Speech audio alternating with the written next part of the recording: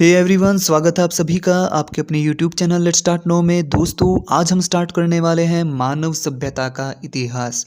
इस धरती पर मानव सभ्यता की स्टार्टिंग कब, कैसे, कहाँ, किस तरीके से हुई और कैसे क्या क्या चीज़ें बदलती चली गई और आज हम कहाँ पर पहुँचे हैं, किस किस तरीके की व्यवस्थाएं चल रही हैं। दुनिया गोल है, गोल घूमती रहती है, किस तरीके से सारी की सारी चीज़ें बदलाव के दौरान होती हैं और हुई हैं। खैर, स्टार्ट करते हैं। सबसे पहले हमें पॉइंट जान लेना चाहिए कि जो इतिहास है उसके जनक कौन है। हालांकि इतिहास का कोई जनक नहीं है, मम्मी पापा नहीं है। बेसिकली बस ये बात बना दी जाती है कि भाई इतिहास को एक तरीके से अलग सब्जेक्ट के रूप में कैटेगराइज किसने किया, उसी को इतिहास का जनक कह दिया जाता है। आप सभी ध्यान रखेंगे कि इतिहास को हिस्ट्री कहा जाता है और हिस्ट्री एच से बनता है। इनके जनक का नाम भी एच से ही बनता है, हेरोडोटस। जिनका नाम क्या है भाई? हेरोडोटस। अब हम बात करेंगे इतिहास। इतिहास को तीन भागों में बांटा गया है। सबसे पहले प्रागैतिहासिक काल, आध ऐतिहासिक काल और ऐतिहासिक काल। प्राग ऐतिहासिक काल जैसा कि आप अपने सामने देख भी रहे हैं। सबसे पहले मैं दोस्तों आप सभी को बता दूं कि यहाँ पर जो भी चीज़ें आपको इतिहास के बारे में बताई जाएंगी वो डेफिनेटली आपकी तैयारी अच्छी कराएगी। और सबसे पहले अगर आप तैयारी कर रहे हैं UP R O A R O, या फिर आप तैयारी कर रहे हैं UP police, UP S I, other competitive exam की, तब ये जो वीडियो है आपके लिए गोल्डन है। आप इस वीडियो को पूरा देखिए, डेफिनेटली आपको ये पूरा का पूरा इतिहास एक कहानी जैसा लगेगा। और इमेजिनेशन लेकर के चलिए, इमेजिनेशन करते चलिए कि चीज़ें किस तरीके से होती जा रही होंगी। सबसे पहले हम बात कर लेते हैं प्रागैतिहासिक काल। फिर दूसरे नंबर पे है आद्य ऐतिहासिक काल। आद्य ऐतिहासिक काल के बाद है ऐतिहासिक काल। प्राग ऐतिहासिक काल किसको कहा जाता है? ऐसे काल, ऐसे समय अंतराल को जिसके कोई भी लिखित साक्ष्य नहीं है। तो फिर हमें पता कैसे चला कि वहाँ पर किस तरीके की व्यवस्थाएं होंगी? क्योंकि हमने ज़मीन को खोदा, देखा और उसकी व्यवस्थाओं को समझा कि किस तरीके की जो है स्थिति उस टाइम पर बनी होगी।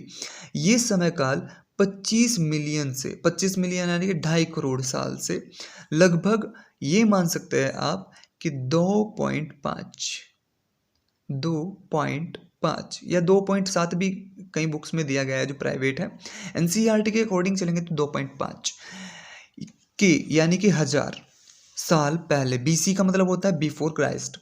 तो यानी कि बिफोर क्राइस्ट 2500 साल पहले तक, 2500 साल बीसी, ईसवी पूर्व तक, 25 मिलियन से 2500 ईसवी पूर्व तक का जो समय माना जाता है वो प्रागैतिहासिक काल का माना जाता है। इस काल के कोई भी लिखित साक्ष्य हमारे पास नहीं है, केवल जो ज़मीन से खोद करके निकाले गए जो गड़े मुर्दे होते हैं, गड़े मुर्दे यानी कि जो निशानियाँ होती हैं उनकी, तो उसको देख करके हमें आइडिया लगाते हैं कि इस तरीके की व्यवस्थाएं उस टाइम पे रही होंगी। हमें यहाँ से पता चलता है इस काल की ज़्यादातर निशानियाँ हमें अफ्रीका महाद्वीप से मिलती हैं। तो इसलिए हम यहाँ पर कह सकते हैं कि मानव सभ्यता जहाँ पर पनपी वो कहाँ, कौन सा द्वीप महाद्वीप है? अफ्रीका महाद्वीप। अफ्रीका महाद्वीप ही वास्तव में मानव सभ्यता का पालन आ रहा है। खैर, इसके बाद हम बात करेंगे पाषाण काल भी इसको कहते हैं और इसको 3 भागों में बांटा गया है। प्रागैतिहासिक काल को 3 भागों में बांटा गया है: पूरा पाषाण काल, मध्य पाषाण काल, नवपाषाण काल। पूरा पाषाण काल 25 मिलियन साल से 10,000 बीसी तक, 10,000 बीसी से 5,000 बीसी तक मध्य पाषाण और 5,000 बीसी से 2,500 बीसी तक नवपाषाण काल। पाषाण काल की खोज सबसे पहले पल्लवगंज मद्रास में हुई। मद्रास से हमें होमोसेपियंस की खोपड़ी मिली। ये भी आप ध्यान रखेंगे कि होमोसेपियंस की खोपड़ी सबसे पहले पल्लवगंज से मिली थी हमारे देश में। तो पाषाण काल की खोज सबसे पहले पल्लवगंज मद्रास से हुई। इसी काल के बहुत सारी निशानियां जो है हम आगे भी डिस्कस करेंगे। सारी की सारी चीज़ें हम यहीं पर नहीं करने वाले, आगे भी डिस्कस करेंगे। लेकिन मुद्दा ये है कि प्रागैतिहासिक काल कौन सा समय है भाई? 25 मिलियन से 2500 साल जो है ईसवी पूर्व तक। और अफ्रीका में ये चीज़ें रही हैं। यहाँ पर टोटल का टोटल अफ्रीका में ही ये काल बीता है, ठीक है, अफ्रीका महाद्वीप पर। इसके बाद आद ऐतिहासिक काल, मानवों ने इसके बाद फैलना शुरू कर दिया पृथ्वी के ऊपर और आद ऐतिहासिक काल आया जिसके हमारे पास लिखित साक्ष्य हैं। मनुष्य ज़्यादा पढ़े लिखे नहीं थे और सभ्यताएं बनने लगी। वो लोग चल के एशिया महाद्वीप में आए और एशिया महाद्वीपों में जो नदियाँ थी, समुद्र थे, या फिर महाद्वीप के अंदर मैं समुद्र नहीं कह रहा हूँ, लेकिन समुद्र किनारे भी सभ्यता रही है, ये बात आप ध्यान रखेंगे। क्रीट की सभ्यता जो कि भूमध्य समुद्र के किनारे बसी थी। तो जो पानी के जो वहाँ पर स्रोत होते हैं वहाँ पर उन्होंने बसना शुरू कर दिया। ठीक है, तो इसका जो समय काल है, ये सभ्यताएं बनने लगी, बड़ी बड़ी सभ्यताएं बनने लगी। तो सभ्यताओं को जो पालना कहा जाता है वो एशिया महाद्वीप को कहा जाता है। एशिया महाद्वीप पर 2700 ईस्वी पूर्व से 1500 ईस्वी पूर्व तक का यह समय आद ऐतिहासिक काल के नाम से जाना जाता है। इसके लिखित साक्ष्य हैं लेकिन उन्हें पढ़ा नहीं जा सकता। एग्जाम्पल, मेसोपोटामिया की सभ्यता, सिंधु सभ्यता यानी कि हड़प्पा सभ्यता, चीन की सभ्यता जो हांगो नदी के किनारे बसी थी। तो ऐसी बहुत सारी सभ्यताएं हैं जो कि ऐतिहासिक काल की थी और जो बहुत ही कहीं ना कहीं इसके सापेक्ष 1000 गुना ज़्यादा डेवलप्ड थी। इसके बाद हम बात करेंगे ऐतिहासिक काल। ऐतिहासिक काल ऐसे समय कालों को कहा जाता है जिसके हमारे पास लिखित साक्ष्य भी हैं और उनको पढ़ा भी जा सकता है, समझा भी जा सकता है। ये समय 1500 ईस्वी पूर्व से अब तक का टोटल समय ऐतिहासिक काल में माना जाता है। अब चाहे वो भगवान बुद्ध का से संबंधित इतिहास हो, या फिर उससे पहले वैदिक इतिहास हो, या फिर उसके बाद जो है मौर्य और गुप्त शासन काल हो, मुगल शासन काल हो, ब्रिटिश शासन काल हो, सब ऐतिहासिक में आ जाता है। ऐतिहासिक के भी 3 भाग है। प्राचीन ऐतिहासिक काल, प्राचीन ऐतिहासिक काल यानी कि ये समझ सकते हैं आप, मतलब जब तक हमारे देश में मुगल नहीं आए थे तब तक का इतिहास, शुरू से वैदिक काल से तब तक का इतिहास। मध्यकालीन इतिहास मुगल काल माना जाता है, मुगल काल को मध्यकालीन इतिहास माना जाता है। इसके बाद ब्रिटिश काल को आधुनिक इतिहास काल के नाम से जाना जाता है। इसके बाद हम आगे बढ़ रहे हैं और कुछ तथ्यों को पढ़ रहे हैं यहाँ पर। इन तथ्यों को भी आप ध्यान रखेंगे कि इतिहास को सबसे पहले बहुत सारे विभिन्न स्रोतों से ज्ञात किया जा सकता है। ऑब्वियसली जो इतिहास होता है वो अलग अलग स्रोतों से ही ज्ञात होता है। अब ये स्रोत हमारे पास कुछ भी हो सकते हैं, जैसे कि पुरातात्विक अवशेष, खंडहर, विभिन्न लेखों, ताम्रपत्रों आदि से प्राप्त जानकारी। लुम्बिनी, जैसा कि आप एग्जाम्पल भी देख रहे हैं, लुम्बिनी जो कि नेपाल में है, वहाँ पर अशोक का अभिलेख मिला है। और अशोक का जो ये अभिलेख मिला है ये उस समय बताता है कि अशोक के समय में 1/8वां हिस्सा भूमि का कर के रूप में लिया जाता था। जो खेती होती थी उसके 1/8वां हिस्सा टैक्स के रूप में लिया जाता था। मेलुहा बंदरगाह से प्राप्त मुहरों से, जो कि तांबे की मोहरें हैं, उनसे पता ये भी चलता है कि जो हड़प्पा और मेसोपोटामिया की सभ्यता है उनमें व्यापार होता था। ओमान देशों तक भी यह व्यापार रहा। तो मुहरों से पता चल गया। तो बहुत सारी चीज़ें रहती हैं, बहुत सारे जो है सबूत रहते हैं जिनसे हम आइडिया लगाते हैं कि इतिहास किस तरीके से व्यवस्थित रहा होगा। चलिए नेक्स्ट चलते हैं हम आगे। अब आ जाता है हमारे पास सारनाथ। सारनाथ एक अलग तथ्य है ये भी कि सारनाथ स्तूप सम्राट अशोक ने बनवाया था। महात्मा बुद्ध ने यहाँ पर प्रथम उपदेश दिया था। ये सारी की सारी चीज़ें जो आप पढ़ रहे हैं यहाँ पर चैप्टर वाइज हैं। चैप्टर वाइज क्यों?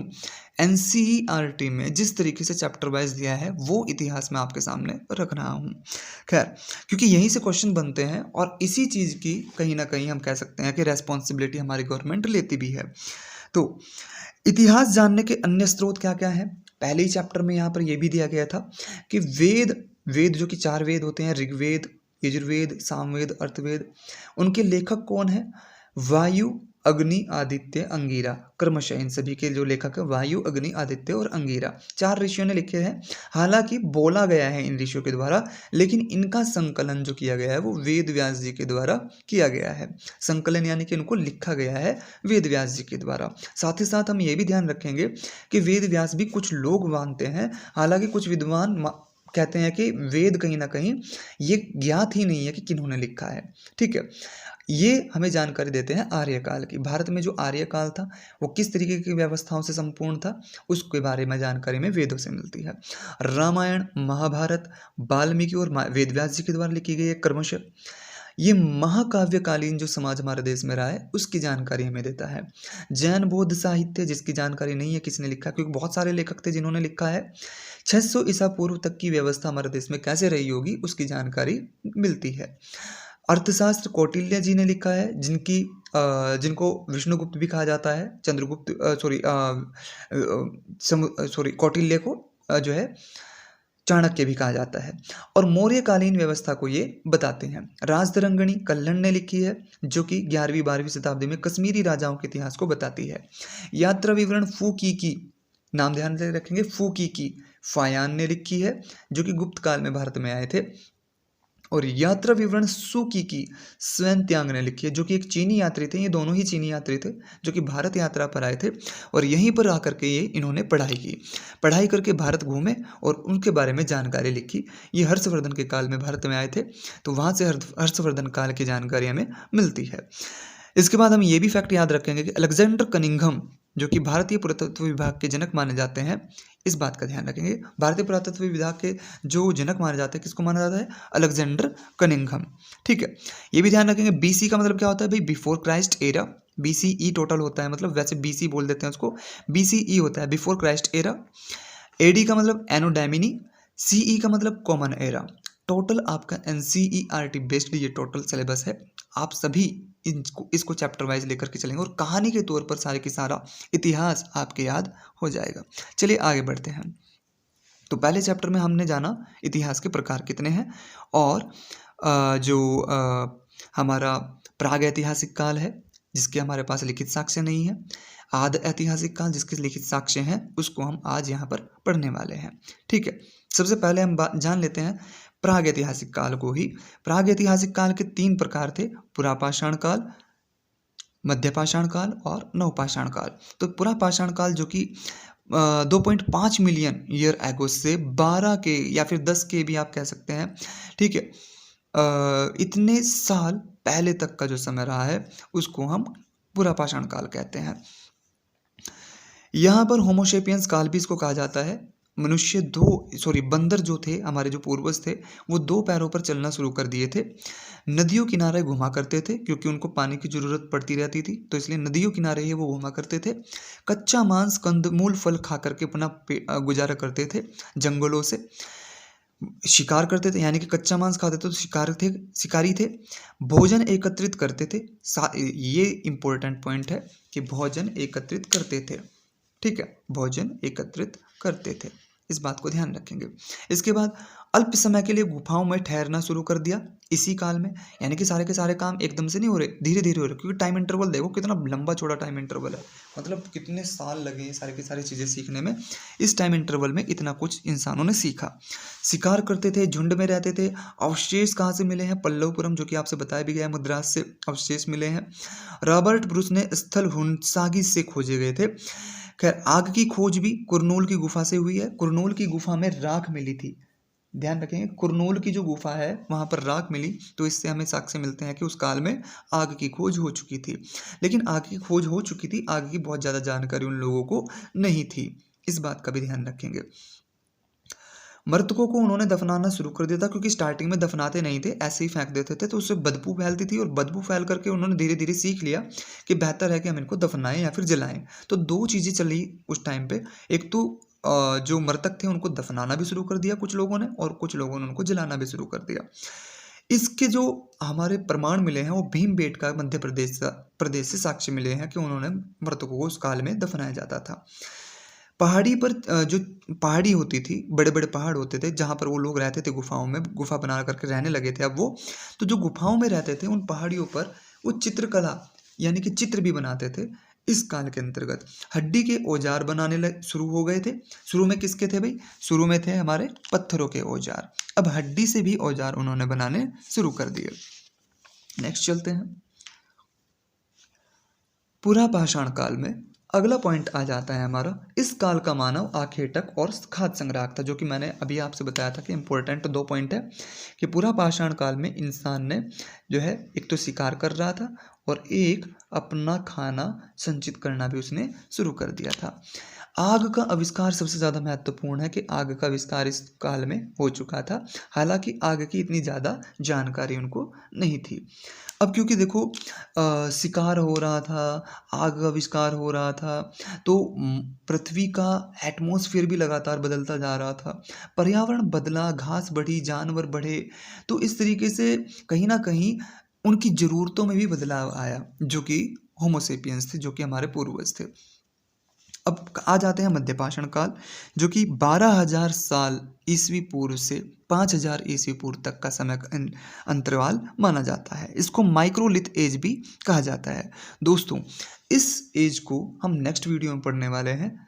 और अगर ये वीडियो आपको अच्छी लगी है, जानकारी अच्छी आपको मिली है, तो आप प्लीज़ वीडियो को लाइक करें और चैनल को सब्सक्राइब करें और बेल आइकन भी दबा दें, ताकि आगे आने वाले वीडियोज़ की नोटिफिकेशन आपको सबसे पहले मिल सके। तब तक के लिए नमस्कार, धन्यवाद।